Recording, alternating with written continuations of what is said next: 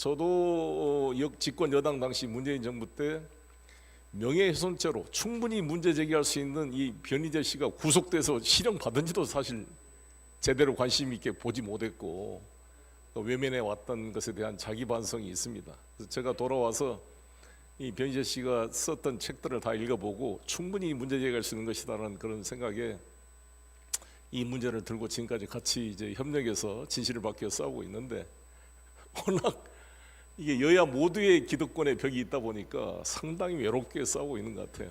그래서 사실 저도 주변에 왜 변희재 말을 듣고 거기를 대변하느냐, 송영길이 한동훈조차도 집권 여당의 대표를 했던 분이 왜 레가시 미디어도 안 다루고 민주당조차도 외면하는 것을 거론하느냐라고 저한테 핀잔을 줬던 걸 여러분 기억하실 겁니다.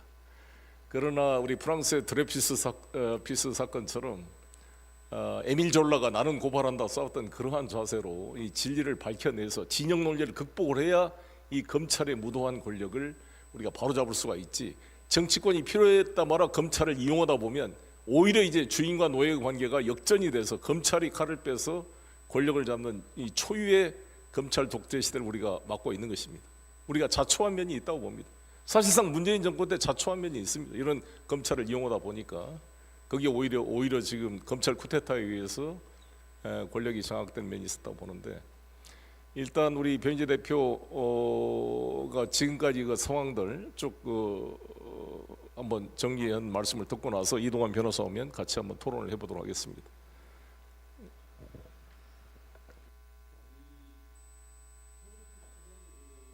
두 개입니다. 두 개요. 여러분들이 익히 알고 있는 JTBC가 보도했던 그 태블릿 PC 하나하고, 그 하나가 자꾸 조작 시비에 걸리니까 윤석열 한동훈의 특검제 4팀에서 장시호한테 받아서 꺼내는 태블릿 PC 두 가지가 있는데, 다음 주 청문회 때 다루는 것은 장시호 제출한 태블릿 PC를 다루는 거고요. 오늘 중점적으로 지금 얘기할 거는 JTBC 태블릿 PC에서의 계약서 위조건입니다. 그래서 장시호 태블릿 PC는 지난번에 같이 다뤘었습니다. 한번 이 강진구 기자랑 같이 했었을 때. 그래서 아마 이 계약서 위조건도 사실 아시는 분이 별로 없을 텐데, 왜 태블릿 PC 문제에서 계약서 위조건이 튀어나왔냐, 미리 제가 다 설명을 드리고 가겠습니다. 이 태블릿 PC의 실사용자가 누구냐고 따지면은 일단 개통자가 누구냐를 제일 먼저 보겠죠. 개통 누가 했냐? 김한수입니다. 개통자가 김한수예요, JTBC. 그러면 김한수 거야 되는데 뭐 대포폰이다 뭐 이래가지고 대리로 해줘서 최순실이 받았다 뭐 이런 식으로 갔단 말입니다. 그럼 두 번째로 따져야 될 부분은 돈을 누가 냈냐죠. 돈을 낸 사람이 쓰지 않았겠습니까?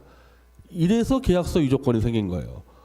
돈을 김한수가 냈는데 김한수가 내지 않은 것처럼 조작하려다 보니까 계약서 위조까지 나오게 된 겁니다. 이게 결론이에요, 결론. 미리 결론을 말씀드리고 제가 지금 계약서 위조건을 설명해 드리는데요. 바로 지금 이 계약서가 보이죠? 우리 그 유튜브 보시는 분들은.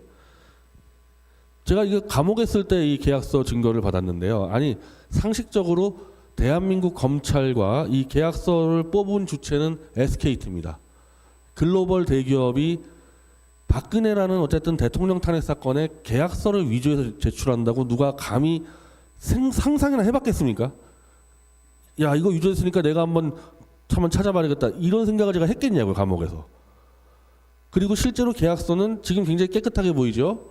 어마어마하게 그냥 엉망진창으로 만들어서 가져왔습니다. 계약서를 알아볼 수도 없게 만들어 놔가지고 우리는 이건 나중에 출소해서 제가 정식으로 다시 받은 계약서니까 이제 알아볼 수 있게 된 겁니다. 한 1년 정도 지나서 우리는 야, 이거 위조된 거 아니야? 이런 의심하게 됐지, 처음에는 상상도 못했던 일이에요. 근데 왜 그런 생각을 하게 됐냐면은, 아까 말한 대로 태블릿 PC의 요금을 누가 납부했냐가 2차적으로 실사용자를 결정하는데, 검찰하고 특검은 계속해서 김한수가 개인적으로 납부한 적이 없다, 김한수의 회사인 마레이 컴퍼니의 법인카드로 자동적으로 인출해 나갔기 때문에 김한수는 개통해서 주고 요금 빠져나간 것도 몰랐기 때문에 김한수는 관계가 없다, 이걸 계속해서 발표했습니다, 이런 식으로. 그리고 우리는 그거를 믿었죠. 설마 특검이 그런 거짓말할 거라고 상상했겠습니까? 근데 우리가 결국에는 요금 납부 내역을 받아보니까 다 김한수 개인으로 나간 거예요, 돈이. 한 번도 이 회사 이 법인카드에서 나간 적이 없고 모든 비용은 태블릿 PC를 개통할 때부터 끝날 때까지 김한수 개인 카드로 다 결제를 했습니다. 1차적으로 특검하고 검찰은 그걸 속인 겁니다. 김한수가 개인적으로 납부했다는 사실을 속여버렸는데, 근데 이 계약서를 보시면요, 첫 번째 페이지에 보시면요, 여기에 이 외환카드, 지금 이 화면으로 넘겨주셔야 되는데, 외환카드 이게 9410 번호 있죠. 이게 뭐냐면은 김한순의 마레이 컴퍼니 회사의 법인 카드입니다. 이게 적혀 있는 거예요, 계약서에는. 특검 말대로 자동 이체로 이렇게 법인 카드가 적혀 있기 때문에 이렇게 해서 법인 카드에서 자동 이체를 했다 이렇게 돼 있는데, 실제 요금이 나간 내역은 이 카드에서 10원 한 장 안 나가고 전부 다 김한수가 냈단 말입니다. 그러니까 우리는 야 이거 계약서 위조된 거 아니야? 이렇게 의심할 수밖에 없잖아요. 사후에 이건 검찰하고 김한수가 따로 쳐넣었을 것 같다. 그런 의혹을 제기하면서 우리가 이제 계약서 원본 8페이지를 다 받아냈습니다. 재판부에 통해서. 자, 먼저 우리가 처음 딱 봤을 때 신기했던 게, 자 이게 이 김한수 사인 있죠. 김한수 사인 있지 않습니까? 이게 지금 3페이지짜리 사인이에요. 3페이지. 아까 앞쪽에 있었던 거는 1페이지인데 1페이지하고 3페이지하고 똑같습니다. 김한수하고 이 사인이 똑같아요. 제일 우리가 딱 보자마자 제일 놀랐던 게 그 부분이었는데, 근데 1, 3페이지는 김한수 사인이 똑같은데 2, 4, 5페이지는 김한수하고 사인이 완전 다릅니다. 사인이 달라요.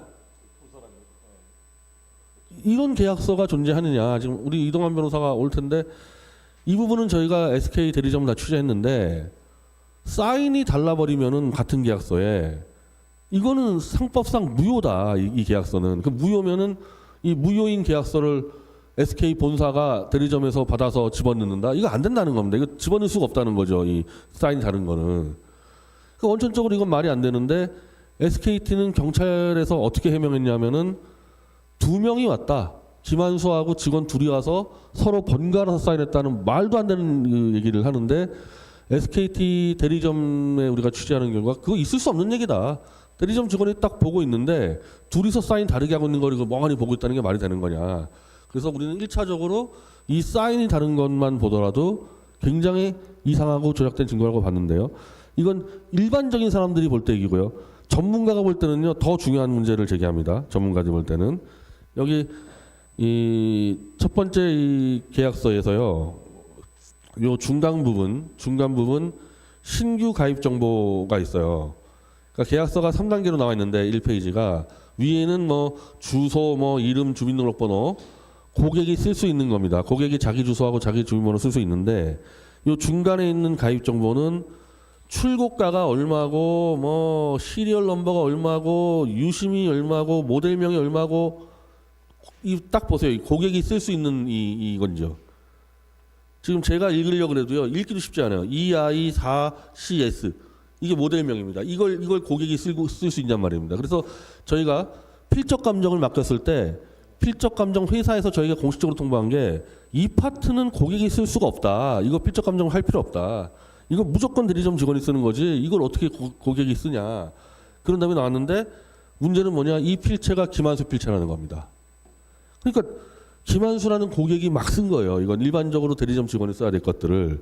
그러면서 이 모든 계약서에 상단, 중간면, 하단을 전부 다 김한수가 쓰는 이런 일이 벌어지니까, 대리점은 이랬던 사람 볼 때는 이건 있을 수 없는 얘기다. 이 중간 파트는 고객이 쓸 수 없다. 그래서 어느 순간에 박근혜 탄핵 사건이 벌어지고 어느 순간에 태블릿 요금 납부자를 은폐하기 위해서 검찰과 김한수가 공동으로 새롭게 써버렸다. 저는 그렇게 되는 거고, 그러다 보니까 사인이 다를 수밖에 없는 거죠. 이거 제가 복잡하게 설명도 안 드릴 텐데, 그러면 원래 이 원본 계약서는 그러면 사인은 누가 했냐? 이거는 우리가 모든 근거로 추론할 때는 김한수의 직원 김성태라는 사람이 사인을 했을 거라고 보고 있어요. 왜냐하면은 이 사인의 행태가 지금 다른 사인 행태 중에서 1면에 나온 사인 말고 2면의 사인이 약간 완전 이상하잖아요. 이거를 필적 전문가들은 대리할 대자로 해석을 하더라고요. 여기까지. 예. 제가 중간 설명을 드리겠습니다. 너무 깊게 들어가기 때문에 처음 드신 분들은 잘 모를 수가 있어서 중간 우리 시청자들을 위해서 정리해서 말씀드리면, 박근혜 대통령 탄핵 소추의 결정적 증거가 됐던 제1태블릿은 김한수가 계약을 해서 SKT와 계약해서 만든 태블릿인데, 이 태블릿이 김한수라는 사람은 청와대 행정관이었습니다.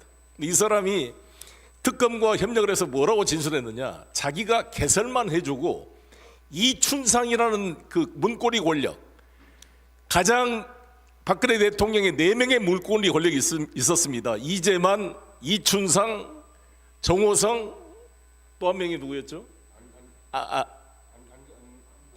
안봉근. 예, 이게 4사람이었는데 이춘상이라는 사람이 IT 전문가예요. 근데 이 사람이 강원도 홍천에서 유세 때 갔다 오다가 교통사고로 돌아가셨어요.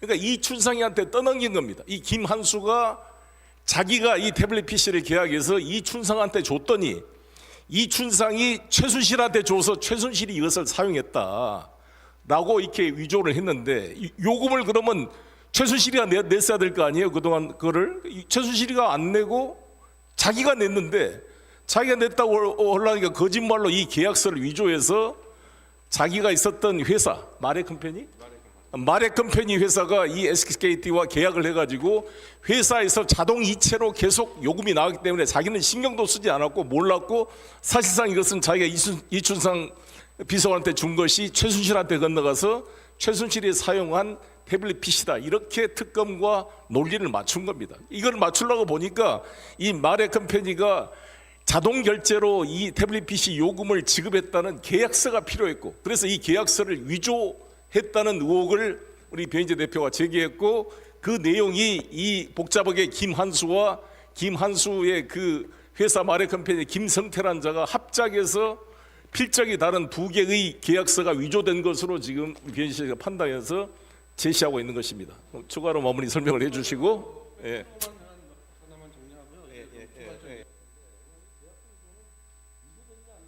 이거는 답이 정확한 겁니다. 뭐 다른 뭐 중간에 답이 없어요. 그래서 우리는 위조가 100% 확실하다고 얘기하는데, 저희가 결국은 SKT에다가 2억 원의 손배 소송을 제기합니다. 물론 검찰에 고소하니까 뭐 검찰도 뭐 공범이니까 당연히 조사했겠어요. 다 무혐의 처분 내려서 2억 원의 이제 이 손배 소송을 제기했는데, 거기서 이제 우리가 계속 문제제기했죠. 어떻게 필적이 다 한 면을 똑같이 쓸 수가 있냐? 고객이 쓰는 파트가 있고 직원이 쓰는 파트가 있는데 어떻게 한 명이 다 쓸 수가 있냐? 이런 문제제기를 계속하고, 어떻게 사인이 다를 수가 있냐? 이렇게 제기하지 않았겠어요? 그러니까 결국 재판부가 그럼 SKT가 그럴 수 있다는 다른 사례의 계약서를 한번 제출해봐라, 이렇게 요구를 하니까 SKT가 이제 그 반박 사례의 계약서를 제출을 합니다. 그게 이른바 여기 있는 이 청소년 이동 계약서인데, 이 계약서 지금 뭐 보이나 모르겠어요. 이건 뒤편에 있는데 이걸 잘 해주셔야 되는데, 이 계약서의 필체가 정답을 말씀드리면요, 김한수 필체로 적혀 있어요. 그러니까 다른 반론 사례로 제기를 해서 이거는 김한수와 전혀 관계없는 다른 사례라고 계약서를 들고 왔는데, 그 계약서가 모조리 김한수 필체로 적혀 있는 겁니다. 이게 왜 이렇게 됐냐? 이 사람들은, SKT는 우리가 김한수 필적을 확보했다는 걸 모르고 그냥 한 놈이 다 썼다는 것만 착안해가지고 모조리 그냥 대리점 직원이 썼다고 그냥 퉁치려고 밀고 왔는데, 우리는 이미 김한수 필적을 다른 루트로 확보하고 있었으니까 김한수 필적을 알고 있었거든요. 그걸 SKT가 실수해가지고 새로운 계약서를 김한수 필적으로 싹 다 써서 가져와 버린 거예요. 그래서 그럼 이 필적의 그러면 이 이름은 누구냐? 이름은 하필이면 윤석 X예요. 이름이 윤석 누구예요. 지금 사람이. 왜 윤석 X의 계약서가 김한수 필적으로 적혀 있냐? 이걸 SKT가 해명을 해야 될 거 아닙니까? 해명을 해야 되는 순간에 법원은 재판을 중단시켜 버렸습니다. 아무 이유 없이 더 이상 재판 진행 안 하겠다. 이거 마치 KO를 시켰는데 카운트 세다가 그냥 심판이 나가버린 거예요. 그런 상태에서 SKT는 저를 또 역으로 형사고소했는데 계약서 위조건으로, 지금 여기까지만 마저 계약서 위조 다 결정난 거 아닙니까? 왜 윤석 X 계약서를 김한수가 써두라고 했습니까? 근데 대한민국 검찰은 저를 또 기소를 했어요. 저를 기소해가지고 지금 9월 28일 날 첫 공판 있고 뭐 국민참여 재판을 가고 있는데, 미리 지금 제가 다 대충 설명했잖아요. 복잡한 얘기 다 빼고도 이거 말고도 위조 증거는 10몇 가지가 넘는데 지금 다 끝났지 않습니까? 이 위조 계약서 위조라는 거를. 그런데도 불구하고 검찰이 저를 기소해서 9월 18일에 재판을 시작하게 돼 있습니다.